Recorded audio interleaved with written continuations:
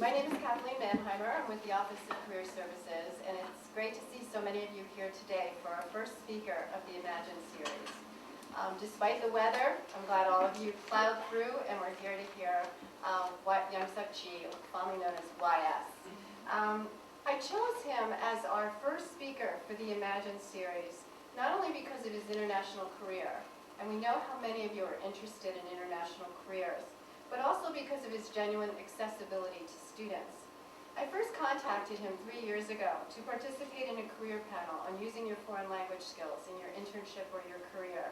He took time out of his busy schedule and spent a tremendous amount of time with students after the panel and during the panel talking about their approaches, their strategies to find work and internships using their foreign language skills.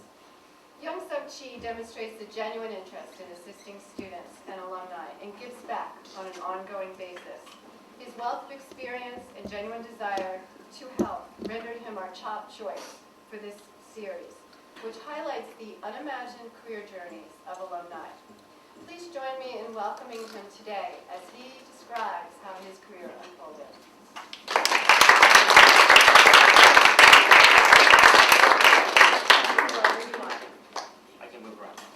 Well, good afternoon. Excited to see all of you and some of the familiar faces already. I didn't quite know what was going to go out, but I had no idea that there were these daunting words. Imagination is more important than knowledge. Knowledge is limited. Imagination encircles the world. Wow. I'm not sure I can live up to that kind of an advertisement. But my name is YoungSuk. Most people call me YS. Ever since I left Princeton, for some reason, my name got shortened. And I respond to just about anything people say. Today, I decided that rather than preparing a very, very long lecture or speech, that I would just talk about try to break up this into 4 small parts. First, I'm going to spend time just explaining a little bit about my background. You've read a little bit, probably, in the advertisement. There's a lot more there that are kind of unusual, and I want to talk about that.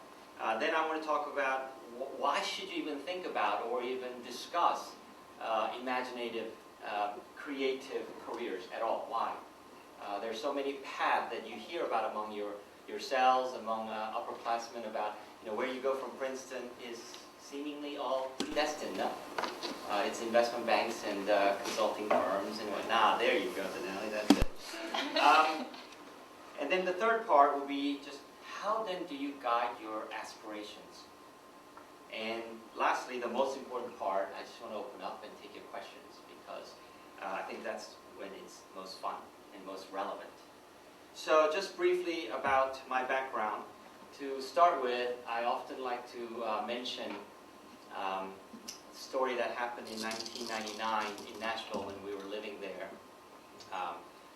Korea Broadcasting Service, which is the largest broadcasting company in Korea, had wanted to send the crew to spend a week tailing me and trying to do an hour special. This was a part of a series of expat Koreans in all of the world, that is, meaning Europe, America, and Asia, who were making inroads in an unusual way. And I really, really didn't want to do it. It was disruptive. I was embarrassed because the other names that were on that list were rather special people. After about 7 or 8 months, I gave in, but under one condition.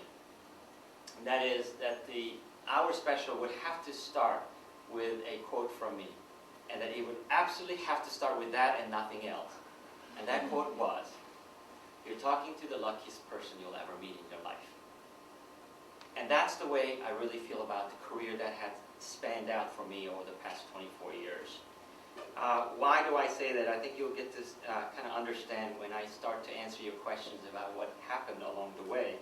But my career has had some very unusual twists and turns. How do you go from international banking to computer products to distribution of books, and then book publishing, and now publishing medicine and science?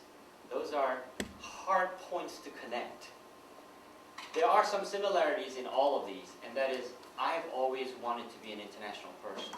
I was an international student here at Princeton, and I've always considered myself that the best thing about me was an ability to work in any international environment.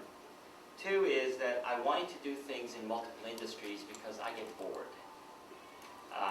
And it was important that I don't stick with one industry only. Three is that whatever company or whatever organization I work for would have to be leaders. I do not like to be in second, third, or fourth best organizations unless there's an absolutely good probability that I will help make it the best. And so whether it was American Express, whether it was Ingram Micro, Ingram Book, Random House, and Elsevier, they are absolutely, bar none, the industry leaders. That was important. And lastly, I wanted to be in places where I would be a change agent, not making some minor, moderate modifications, but kind of turning things upside down. I like that. I don't know about how many of you, when you were growing up, like to kind of turn everything, and drive your parents crazy. I was one of those. So those characteristics actually show in all of what I did for the past 20-some years. I will eventually tell you how the points are connected. And that would be almost the last thing I will tell you, but I will at that point. So then why think of or why discuss the whole concept of imaginative careers?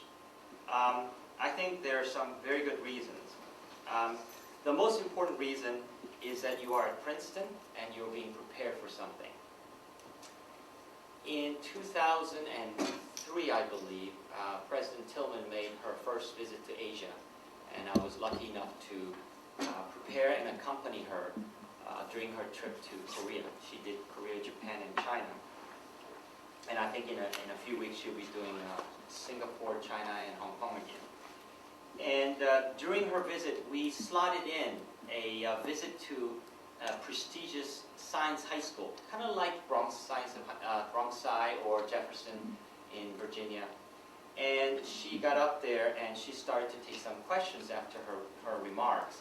And one of the questions is, Dr. Tillman, what kind of people do you look for among the applicants? How do I get into Princeton? I mean, that would be a typical question. Certainly one that I would have asked. And the answer she gave was very simple.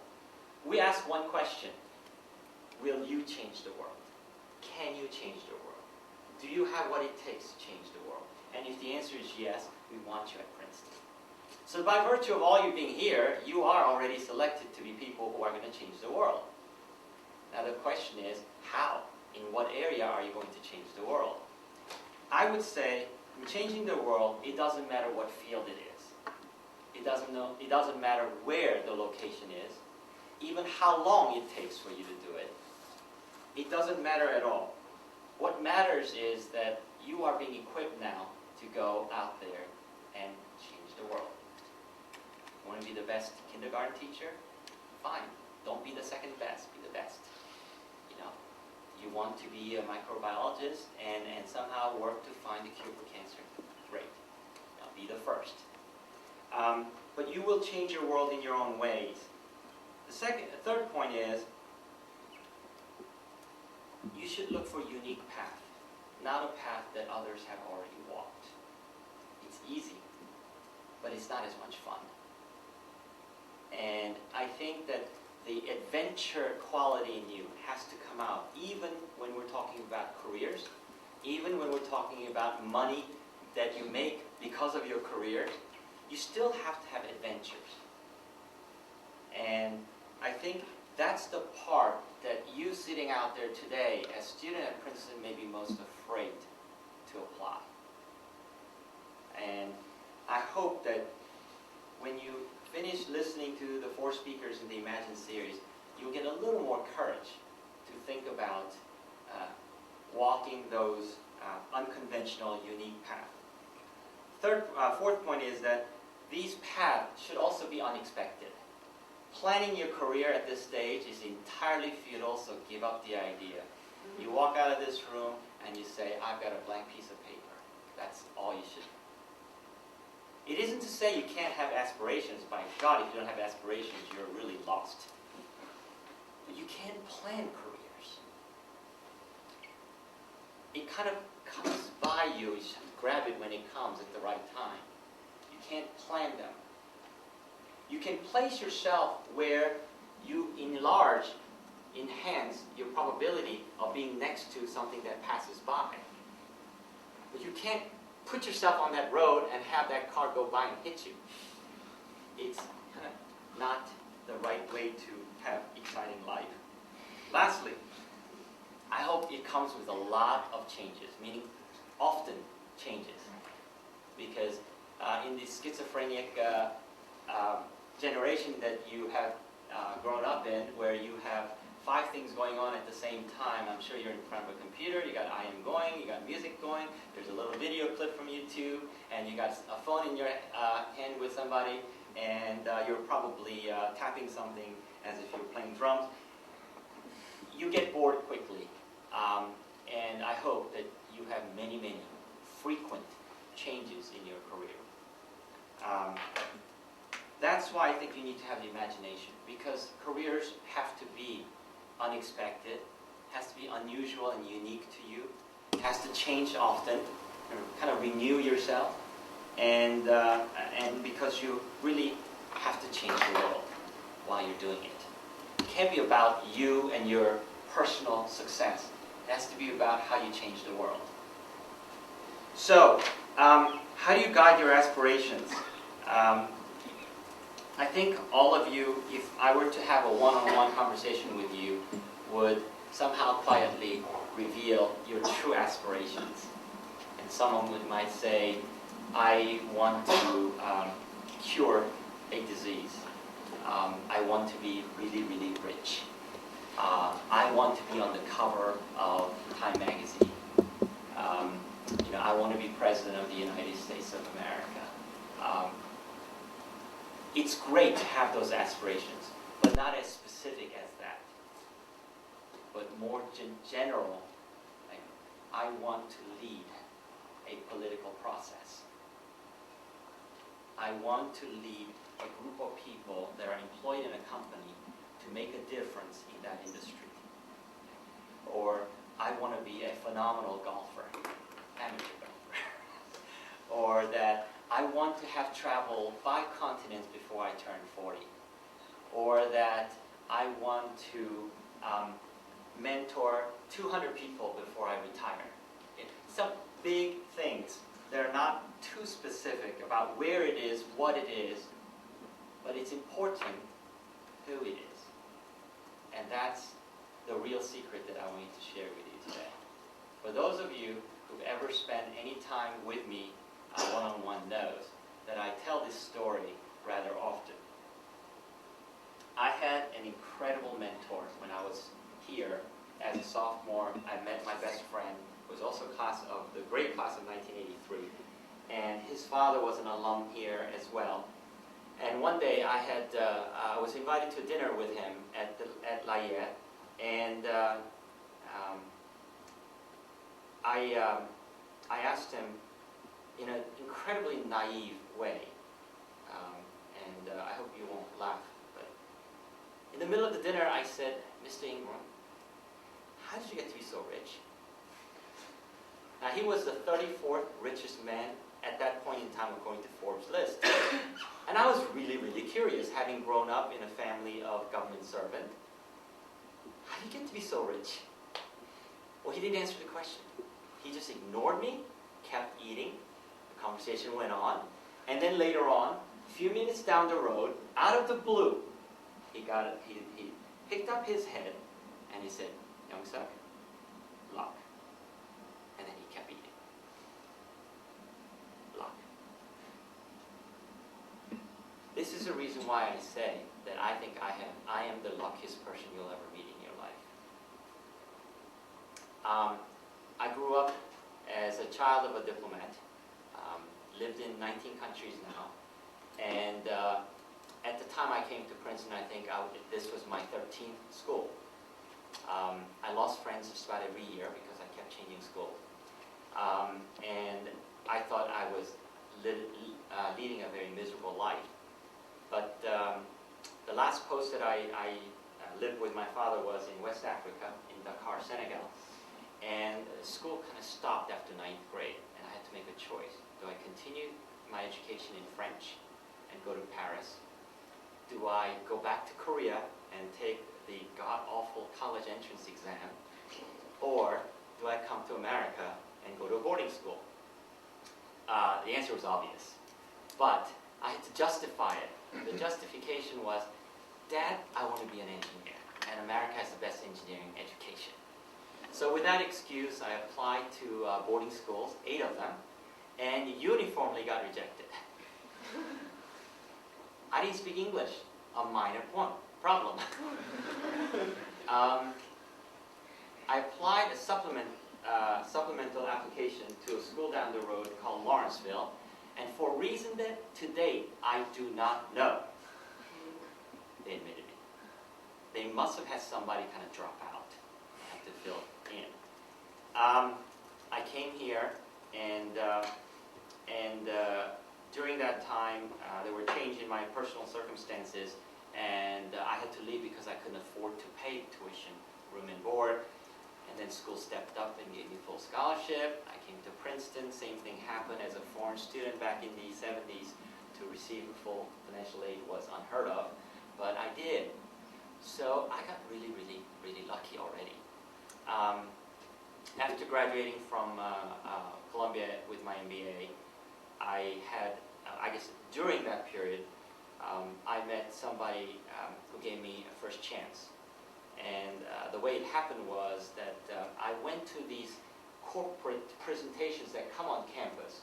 You know, they bring in hotshot and a bunch of recent grads. They have cocktail afterward and try to woo you into applying. And I went to those things religiously, took a notebook like that and took notes of who came, what they talked about, and when they were done, you know, I would try to be brown-nosing it and write a nice letter, personalized, saying, you know, I really thought your talk was great and I'm interested in working for your company. I did that almost like it was my 6th course. One of those letters actually got returned to me. Was returned by a phone call, and it was from American Express. And I was in, it was during my spring break. I was down visiting my best friend in Florida, and when they called my room, my answering machine had said, you won't know these answering machines, the old type. It had said, please call this number in Florida. So they called the number in Florida. I picked up the phone. It says, we would like you to come in for an interview for a summer job. And this was my answer. No, I'm on spring break. Was that dumb or what? Duh. Somebody wants to interview you, you go. You don't say, I'm on a vacation. Well, I did. I said that. I hung up and I told that to Mr. Ingram, and he said, are you stupid or what? I got really lucky because they did call me back. And they said, can you do it next week? And I said, I can do it this week. We did meet the following Wednesday. And I walked into this room. It was the 40th floor. And I was being interviewed by a young man who was the chief of staff to the president of American Express. And his name is Jamie Dimon. For those of you interested in finance industry, he is currently the CEO and president of JP Morgan. And at that time, he was just out of Harvard Business School, and he was interviewing me as an assistant to Sandy Weil, the retired CEO of Citigroup. I was being interviewed, and just suddenly, this short man, stocky, with a big cigar walked in and struck a conversation with me for 3 minutes. I don't know what I said, but all I know is, immediately after that, I went from 40th floor to the 18th floor where HR is, Human Resources. I walked in and Frank DiMeo said, what did you do? And I said, what are you talking about? Mr. Weil said, I need to get your job. It was that easy. Now, if this isn't luck, how do you explain it, right? And there my career started. As a foreigner, I was able to get a work permit sponsored by American Express, and the rest is history. Now, that's how the first point starts. How did it connect to the second point? We were living at the time in Singapore. I was head of private banking for American Express Southeast Asia. I turned 30. I got a telephone call. It's Miss Dimon. Hello, YoungSuk. Happy birthday. Oh, thank you, Miss Dimon. And now you're mine. What do you mean? Apparently, at that same dinner I mentioned to you in Layer, after he said luck, he said, and I don't remember, I really don't remember this, but his son says he remembers it. He had asked if I wanted to come and work for him at his company, and I said no. And the reason was, if I really did well in that company, I would never know whether I did it on my own or because the owner gave me a specific boost for my career. And so I said, let me go do this on my own, and when I turn 30, I'll come work for you. He remembered it, I didn't. And on my birthday, I got a birthday wish call, followed by, you must come work for me.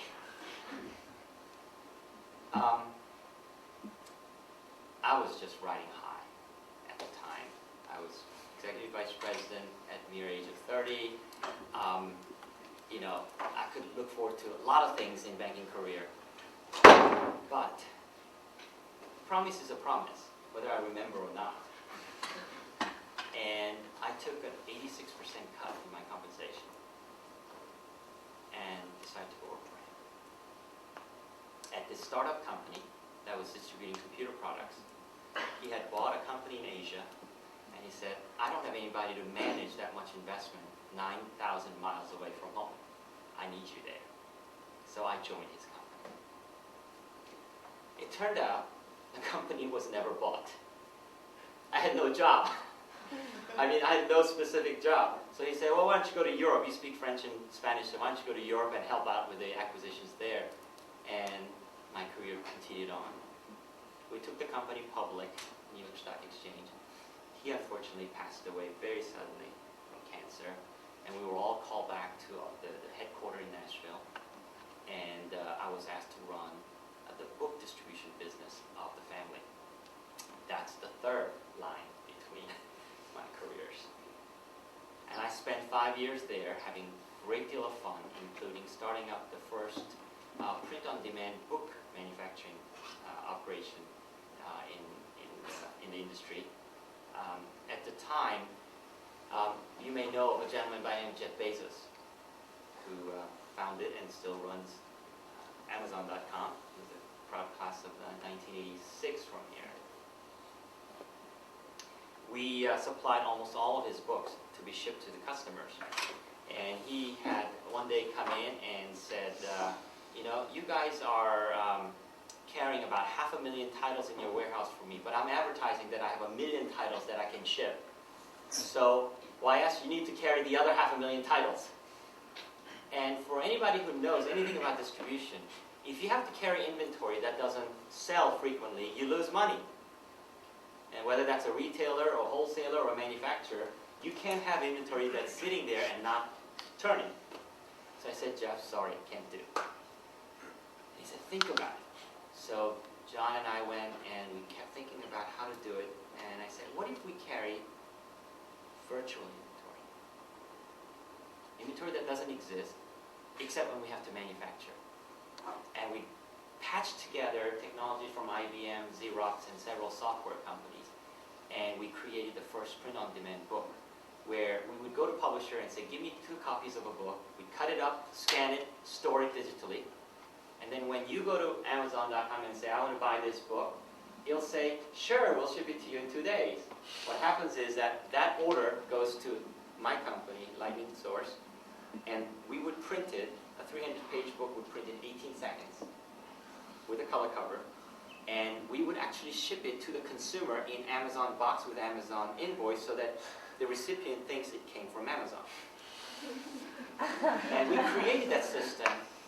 And most of the publishers, when I went to New York and San Francisco and Boston and whatnot to sell this concept and have them give us copies of the book so we could digitize, said, no, you're a lunatic.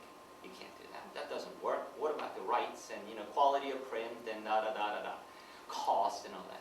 Well, it worked. Today, this company prints more than 100,000 books, one copy at a time per day. So I was having a blast. Then I got a call from our largest supplier, Random House, America's largest book publishing company. And they said, would you like to consider becoming our president? And the thought was very appealing. When I came to Princeton, and I think to date I may still hold the record, I had the lowest SAT verbal score in the history of Princeton. That's how bad my English was. To think that 18 years later, I would run the world's largest English-speaking publishing house is a real irony. And it was just too good to say no. And so I gave up my comfortable domain in Nashville and moved here to Princeton to become president of Random House. So that was the second to last dot. The last dot that you have to connect is that I came to Elsevier. The two have nothing to do with each other. But the same guy who called me to come to Random House had become CEO of Elsevier. And he called and said, would you like to be my number 2? And so here I am at Elsevier for the past almost 3 years. Now, do you think there's something common about all those lines that I just drew between the 5 dots? Anybody venture to guess? You're willing to take a risk. I was willing to take a risk. What else? Anybody else? Yes? Personal relationships. That's it. Yeah, personal relationship. It's a very important point. So, a lot of people that I come across ask me, oh, Mr. Chi, I have this offer from Goldman Sachs, and I have this offer from McKinsey. I don't know what to choose. Or people will say, I got this offer to go work for Teach for America, and I have a job here to go work for Bain. And my answer has been always the same, and if any of you ask to see me, I will give you the same answer. So you might as well just notch it in your head now, okay?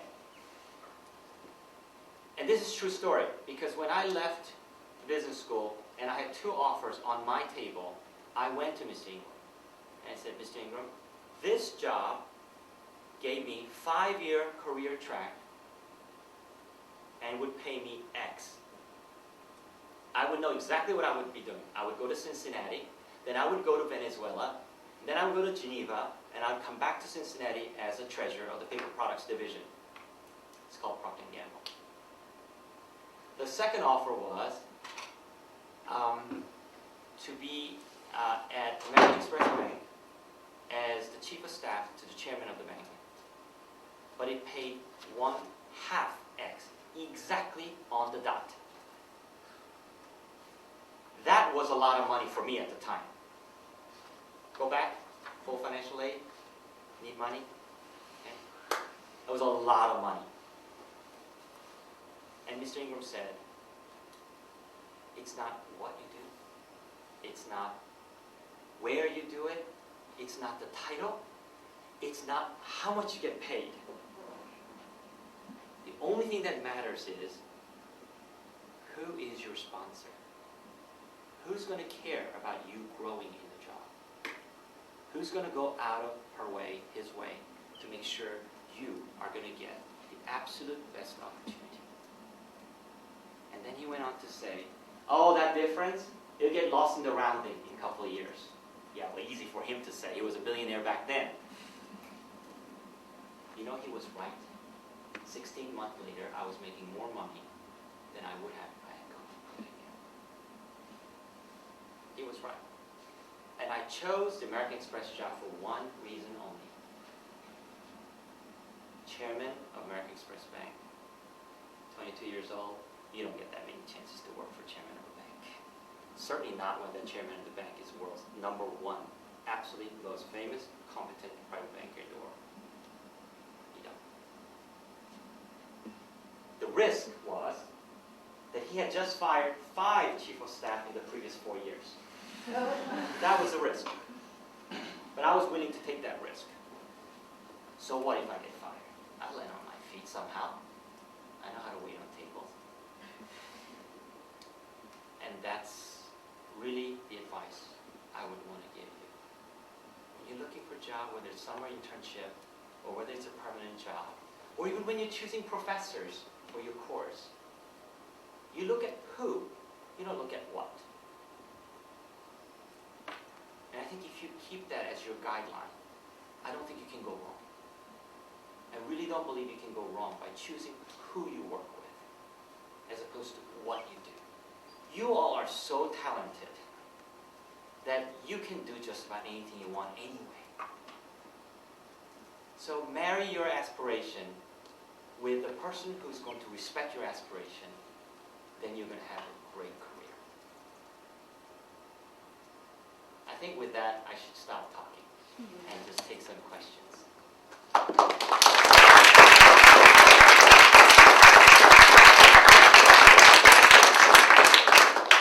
Anybody want to put me in a corner? Uh-oh.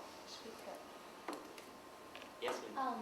Just to follow up on what you just said, like the who is very important. But for example, for most of us, like humble college, like sophomore, juniors, and how do we really, like we know how important it is, but how do we really build this really beneficial relationships that could last for a lifetime and could be very Yeah, it's a very good question because you probably feel like you're nobody. And you're partially right and you're partially wrong. You're nobody in that they don't know you. But once they know you, they're going to want you. And you have to have that belief. You're not here at Princeton by accident. By luck, yes, but not by accident. And so you need to leverage the fact that you are at Princeton, or institutions like Princeton, which is preparing you. And not just preparing you by having you take great courses that teach you how to do derivatives and how to sit in a bench laboratory and figure out how to do whatever experiment that you would have to do. Princeton gives you access to those who have walked before you. I don't know of any institution where the alumni are as loyal to the institution as Princeton. As I often joke, when you get that letter, how many of you are class of, they've all graduated, Dean Fred. And his letter would start with, okay, you did, all right, yes letter, right? You got the yes letter, or frame it. The yes letter, when you get that yes letter, it's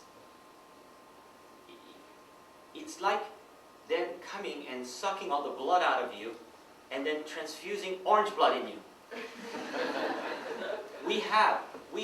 If you slid here, you'll get orange blood, and that's Princeton. And it stays with you for the rest of your life. And so, if you leverage the alumni network, the professors' network, and the administration who are working here to support you, you get a very, very unfair advantage over others, your peers in other schools. Whether you play for a sports team where you get to meet alumni, whether you do Prince or theater and you get to meet alumni, or whether you go home and meet alumni from your area, or you meet people like me who come on campus, you have ample opportunity to meet alumni who want to help you. And it is not an accident that they have a program here where you can tag along people and spend 1, 2, 3 days. I forgot the name of the program, in Princetonship. Yeah, it's not an accident. It's also not an accident that you can go to TigerNet and just, or I forgot the name of the database, where you go in and you just put in, say, publishing, and it gives you the list. Alumni Careers Network, where you can put in and say, I'm interested in publishing, and out will spit all the names of the alumni who said, I'm willing, I'm willing to talk to students who are interested in publishing. It's not by accident that those resources are here. And you need to leverage that. You're in a singing group, by gosh, find out all those who sang before you in that group, an a cappella group, and find out what they do, and go get them. Go get them. Because they want you to contact just before I came down here, I called a classmate of mine who is in broadcasting. I can't tell you who it is because he might not want all of you to call him, but I had a young person come and say, I want a chance to go into broadcasting for summer internship.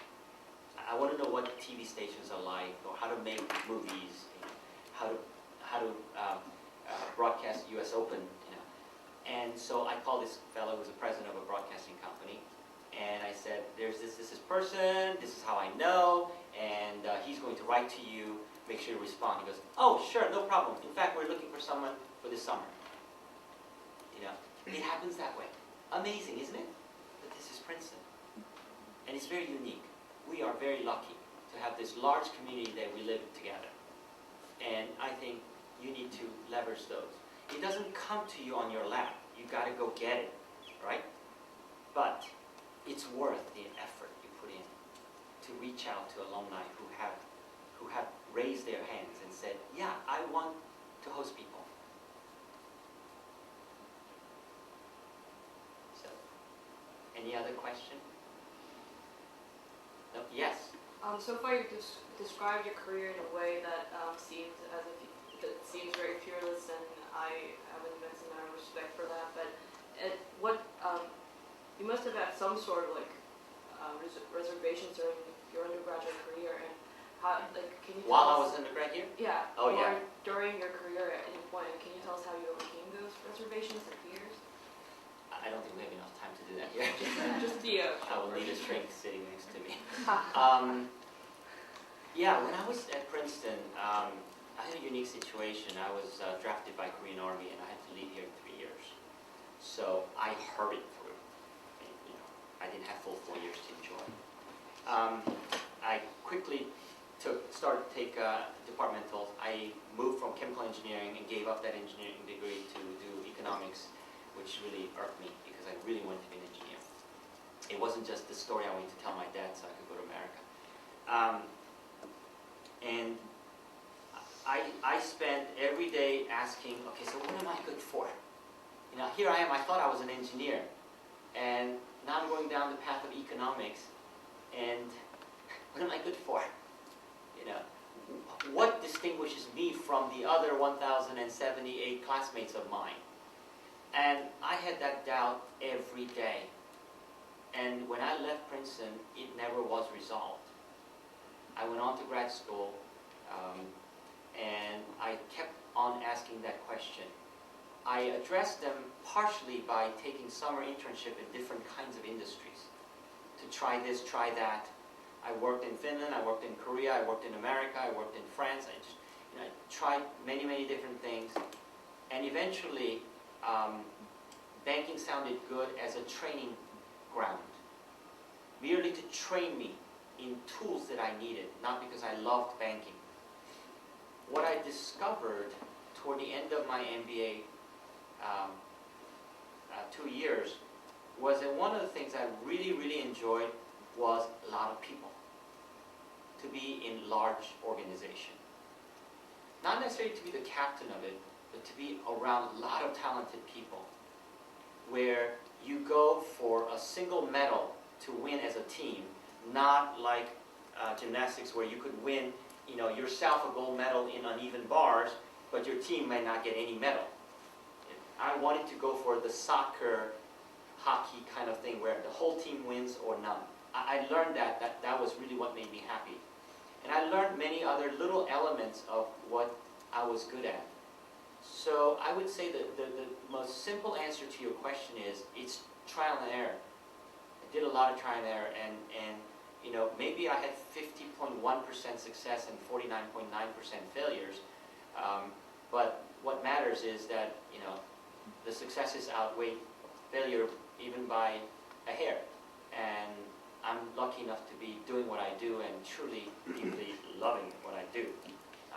I love what I do not because it's science and medicine, not because it's publishing, but because I work for a company where the organization is absolutely full of passionate people, brilliant, and very dedicated to what they do, and they're decent people. And I think I met my demand in some ways by doing this here at Elsevier, at Random House, at Ingram, and at American Express. through the same thing, but not as frequently nowadays about really what am I good for. I am not done with my career, and I question how long I could be doing what I do. And you know, I too had aspirations. I have four key aspirations, and there are two pieces that I haven't yet accomplished in my life. And I'm looking for ways to make that transition so I can kind of check off the other two. And I'm kind of scared right now of doing that. So I'm buying time. And I'm hoping that a good time will come when I can make that transition to tick off the third box and then maybe eventually the fourth box. Today, if you ask me, I just don't have the courage to make that jump yet. But I will. I'm working toward it. And there's nothing wrong with having that fear of failing to do what you want to do right now. You don't have to do it right now. You don't all have to do it all at the same time either. When I was here at Princeton, I don't think I understood that. I really thought it had to be all done, kind of Dean's Date, all the papers due one day, and then done. It isn't. It really is just a series of progression. And it's less pressurizing than you think out there if you can pace yourself with your own aspirations. I don't know if that answers your question. No, that's a great answer. Thank you. So nobody wants to really corner me. Actually, that was a tough question. No? No? Yes, Andy? How did your English become progress so rapidly? I am not sure my English is all that good. I sound good, but this is what I did when I went to high school at Lawrenceville, down the street. I lived in a dorm with 38 boys, and I told them to correct me each and every time I was wrong. However annoying it got, you know. And they did. Most of them did. Not all of them did. Some of them were just too lazy to do that. But most of them did stop me. In the mid-sentence, they would stop me and say, no, that's not how it's pronounced, you know. You know the word S-E-S-A-M-E? Thank you. It took me 3 full years to know that it's sesame and not sesame. But that's really, I had a lot of people help me correct my English, grammar, pronunciation, vocabulary. And you know, on that one, I wasn't afraid to be wrong. In fact, I was kind of proud to be wrong so people could correct me. I came here, if on graduation day, I would select 50 friends who knew me best at that time and had them write down 50 careers that YS would be in when he returns for his 25th reunion. There is no chance in hell that any of the 2,500 would have contained publishing. No way. That's how bad my English was. I read my thesis that I submitted, and don't you dare go to Mud and look it up. It was really bad English. It's a good concept, good research, but terrible language. And I don't know why I didn't get more people to kind of look at it and correct it for me. I guess I was afraid of being, kind of cheating, plagiarism. But I think over time, it just came. But even then, Drew, I was switching language all the time. You know, I got shipped over to France, I got shipped over to Singapore, shipped over to Belgium, to Mexico, and I was having to speak different languages. And still today, Korean is my mother tongue. So I think I write well enough not to get by. But I'm still scared of writing my own speeches. I deliver about two speeches a week on average, and I'm still afraid of starting and finishing my own speech with no one else reading it. I do get someone else to always read to correct the awkward expressions. But I'm sure it's no different than the way you play golf. I mean, I'm an English major, so that's why it's fascinating me. So I'm a horrible writer, at least I think I am. And You're English literature major. yeah, I did a lot for trying to improve the way I speak. Yeah, there are different kinds of writing, right? There's creative writing, there's critical writing, and there's the business writing. And business writing is the easiest of them all. I think you'll learn business writing as well. Yes, Juan? Well, considering the circumstances, you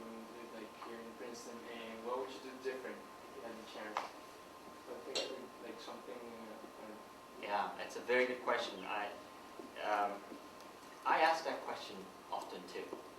I might change one thing rather dramatically, and that is, I might balance my life better than I did. I am lucky enough to have been married 20 years next week, and lucky enough to have 2 daughters who tolerated it.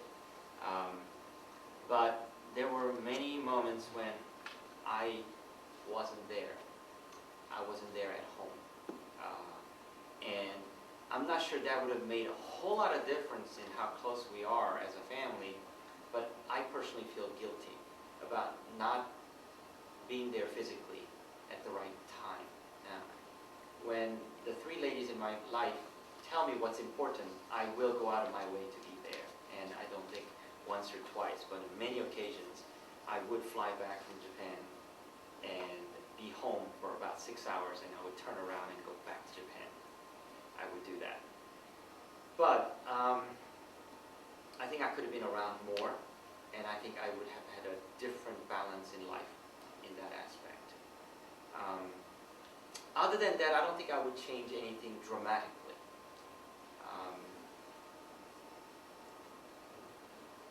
Maybe if you ask me that question in another hour, I'll come up with something else. But for now, I think that that's truly the only regret that I have, is that I was rather selfish at times about my priorities. You have to think this way. My daughter's 18 and 16, so combined that's 34 birthdays. Had 19 anniversaries, so that would make it 53. And then you add my wife's birthday for those 19 years, and whatever that number is, I think I missed half of one. Now, in our family, we don't necessarily celebrate on the day. We say, okay, I need to be somewhere, so we'll celebrate 2 days before or the week before. But nevertheless, if I could have been there on each one of those days, it might have been more special. So I hope you all kind of do a better job balancing your life between you, your family, your work, your community, your hobbies. Yes? How Oh, are he's your gonna ask a challenges? tough question. Actually, I have like 2 parts of the question. Okay. As an international student in Princeton in like 3 years ago, 20 plus years ago, how do you see your challenges different from the rest of the cohort? And the second part of Back the then? question, yeah, back Okay. then. Yeah. The second part of the question is, it sounds pretty traumatizing that you've been moving around a lot as a child and as a teenager, so that the friendships and bonds you form are very transient. So in that case, after you came to college, how do you manage to keep the faith that every friendship you form is going to last more than it did in the past? I don't think I was that idealistic to think that every friendship I formed would last. So in that case, how did you find that courage?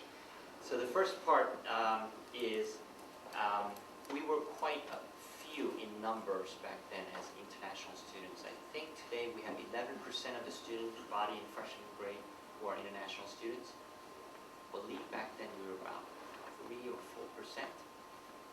We were very few, and we were not very diverse. Of that number, my guess is 3/4 were from English-speaking countries anyway. Canada, UK. So it wasn't a very diverse campus, and there weren't much considerations given to foreign students. It didn't matter that foreign students had to go hours to go home for break, or that they didn't have work permit that would allow them to work in this country afterward. I don't think they even knew what practical training was back then. OPT was. But on the other hand, that kind of gave us an advantage, being kind of special. We weren't one of 170. We were one of 40. So we're kind of special. We felt a little special here. So I can't say that the university had particularly strong support system for international students, although I have to say publicly that Paula Chow, she's saint And even today, she's the mother to all of us. And she played a very, very important role for us to feel at home during those breaks and whatnot when the campus was empty. Today, I think this university is truly committed, deep, deep, deep committed to make it far more international place. And Dr. Tillman would be the first to tell you that it is one of this many priorities of this university. I understand that 40% of the students who enroll at Princeton have an opportunity to live or study abroad during their 4 years here today. That number is 40. It'd be great if that were 100%. That should be our goal. So I think the university is definitely moving in the right direction, and it's exciting to see that. And I, for one, consider that to be my top priority in terms of giving back to the university.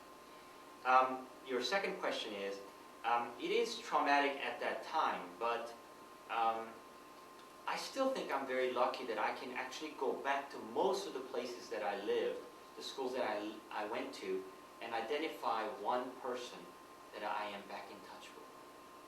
And that's possible because of the internet.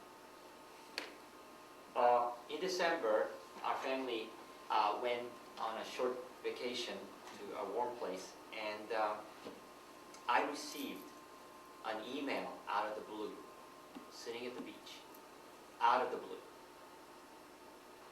This was an email from Helsinki, Finland.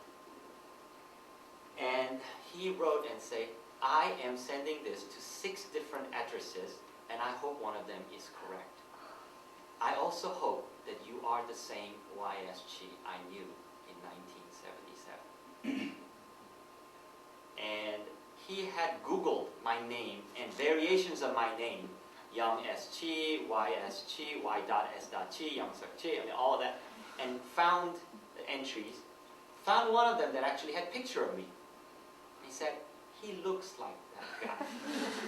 He found out where I worked, and taking some conventions, he decided to write to ychi@elsevier.com, ysch@elsevier.com, youngsuk.chi@elsevier.com, and sent it to 6 different addresses. One of them hit, and it came to my BlackBerry. As I was sitting there in this nice warm beach, I couldn't believe it. He had found me. I called him right back, and we caught up. Is that 30 years ago? Yeah, 30 years ago, yeah.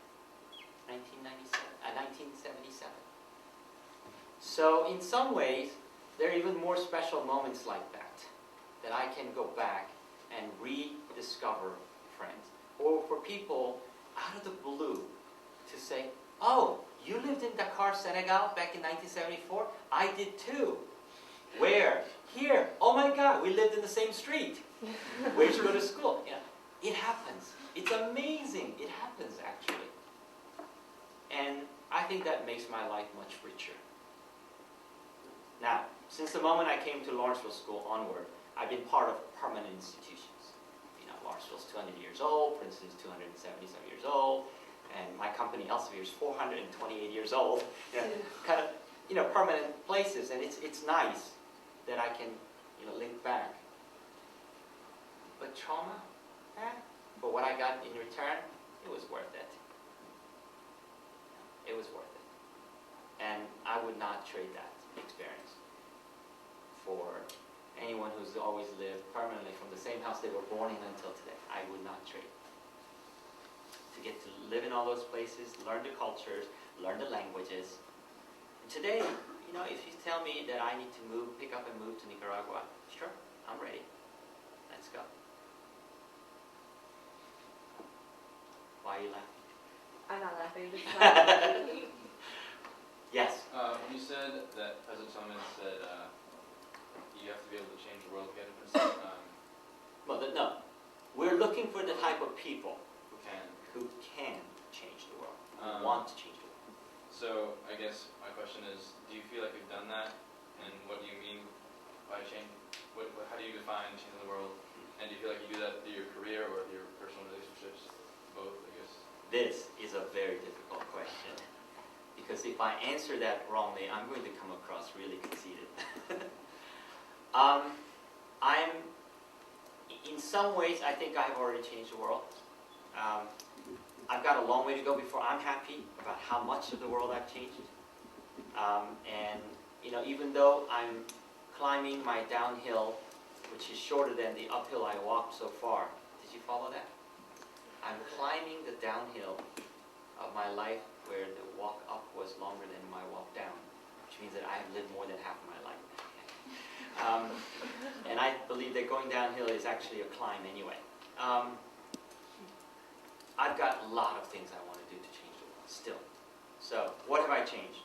I have 2 beautiful daughters who are going to be contributors to the society. I have changed the world with that. I work with lots of people, have always worked with lots of people whose lives I could change. Either by being a great boss, or by being a great friend, by being a great collaborator. I have changed. I have changed industries, I have changed companies, but those are not it. There's a lot more that I want to do. So, for example, mentoring is one of the most important things in my life, because I was mentored. I was mentored by people who had no business taking care of me. Absolutely no business.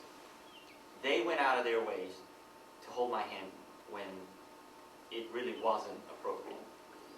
And that was Mr. Ingram, that's Mr. Wiles, Mr. Dimon, and I can go on and give you a list of people. So I want to keep mentoring people. I want to be there to share ways to celebrate positive surprises in everybody's lives and not to dwell on negative surprises.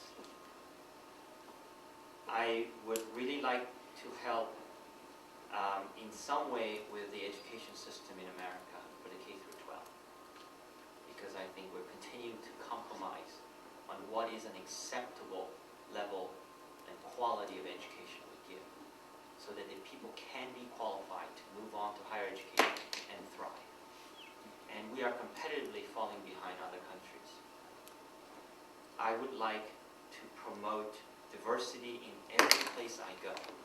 And whether that is diversity in gender, age, orientation, interest, geography, whatever it is, I would like to help the world understand that diversity is not about token presence.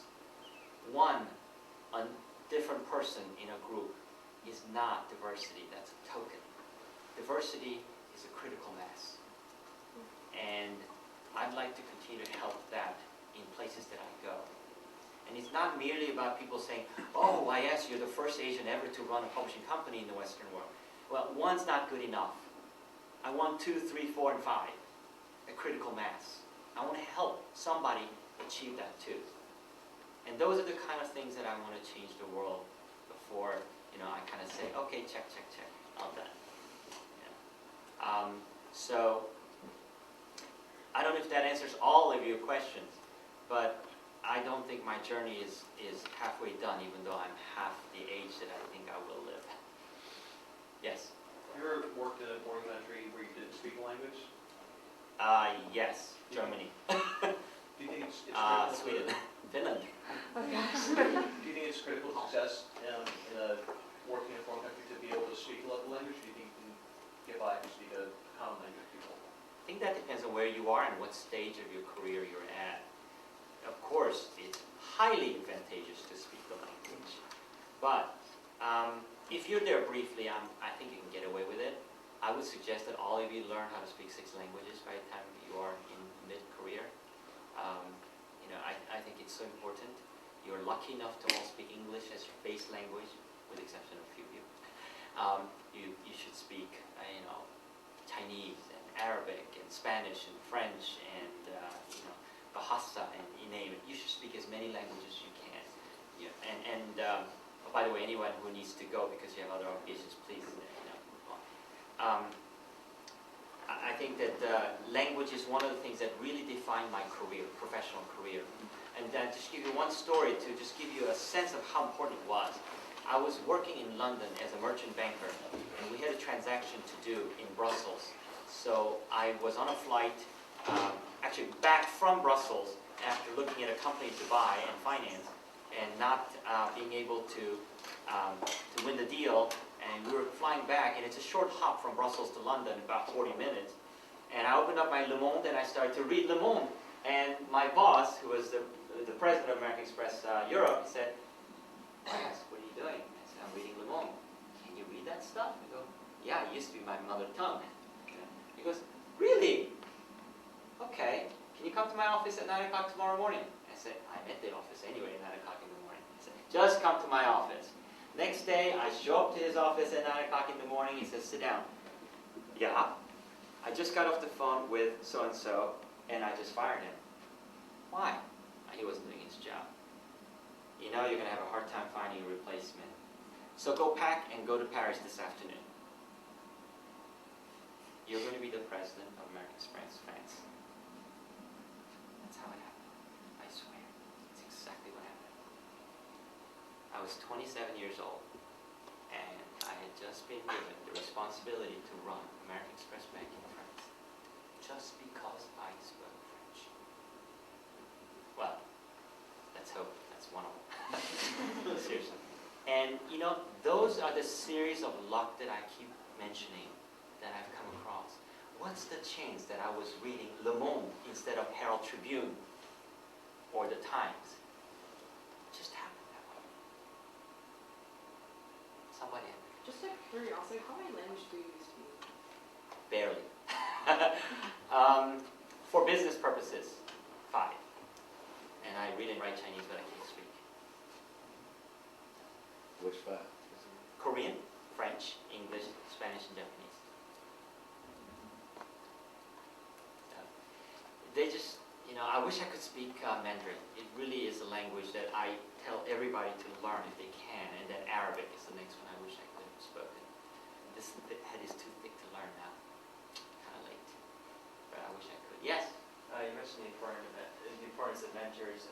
As undergraduates here, how do you pose that we go about finding mentors and forging relationships and maintaining them? Yeah, it's a great question, and it's a critical question for everybody. I think mentors can be a lot of different people. They don't necessarily have to be somehow someone with white hair who has lived, you know, all these years to impart on you. A mentor can be a friend, roommate. A mentor can be an upperclassman. It can be a coach. It can be certainly a professor or even a grad student you come across. And it can be an alumni or parent of a friend, as was my case. It can be a lot of people. And I think who you can find as a mentor depends somewhat on what you're looking for. But you need to be open-minded to define mentors in a broad manner, not too narrow. And I can say that I had a mentor here, for example, among professors, was Dr. Keeney, Robert Keeney, who just recently passed away in the Department of Economics. He was a tremendous mentor for me in the field of economics. Things that looked all tangled up, when I sat with him and he showed me, it was kind of obvious. I had a mentor who was an alumnus that I met at a club dinner, an eating club dinner, in that he was a mentor to me to kind of define what kind of careers were out there. He was just willing, anytime I would call, to just pick up the phone and say, "Oh yeah, that field, I have a friend so-and-so, why don't you call this person and talk to him." He was that available. I had a mentor here, obviously my best friend's father, who was an alum, but also, more importantly, father, parent. And so I had multiple mentors. I had one senior the year I was a freshman who I considered to be a mentor. I really looked up to him. He was president of a club that I was involved in, and I just thought, my God, he had answers to everything. It just felt that way at the time. And I think I was right about that. So I think you need to kind of think broadly about what a mentor is.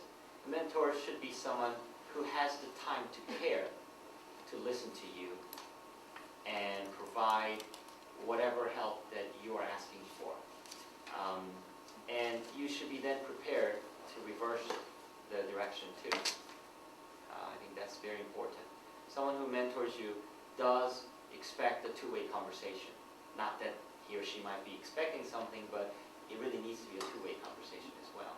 I think you sit actually in a position where you're going to come across a lot of people. And one of the advantages of being in a varsity team, varsity sports team, is an opportunity to come across more mentor potential types than someone who doesn't play sports. I truly believe that here, at least on Princeton campus it is. Or someone who is in really close-knit group like a cappella group or theater group or dance group. I think you have a much better chance to find that mentor. Does that answer any question? No? Have I exhausted your question in public? All right, we Yeah. hope that you can join us at a reception upstairs in the Schultz dining room, so you have a chance to meet one-on-one.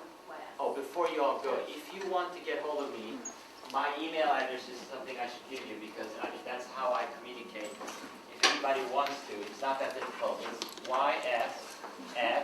ys@elsevier.com. And guarantee you'll get an answer from me within the same hour. Unless I'm on the airplane. In that case, I don't have any access to BlackBerry. So, I'll see you guys upstairs.